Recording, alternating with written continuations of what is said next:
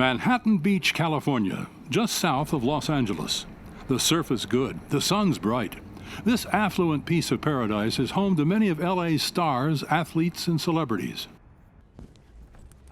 People like Nomar Garciaparra, the former Boston Red Sox and Dodgers star, here limbering up a few blocks from his home. Like a lot of athletes and stars, Nomar became very rich at a very young age, making millions by his mid-20s. Where all of a sudden here's this wealth and you get it at a young age and you don't know what to do with it. But no one ever tells you the answers you're supposed to, after the questions you're asking when you're looking for the advice on the financial, but what are the answers that are supposed to come with it? Finding the right answers was a long and at times painful process. Nomar fell victim to a con artist. I did ask a lot of questions and I took the time to be involved, and even when you're that involved, it still wasn't enough.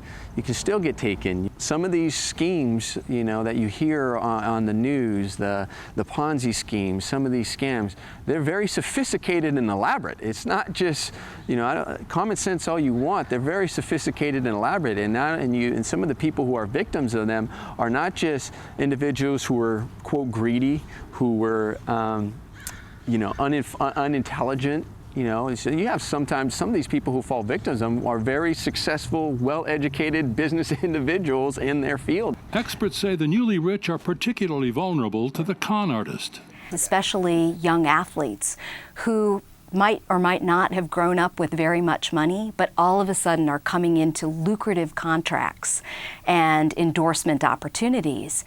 And the fraudsters start swimming around them like sharks, waiting to feed on those riches. FINRA has a saying, ask and check. Asking and checking on your investment advisor is money well spent. Just ask Nomar.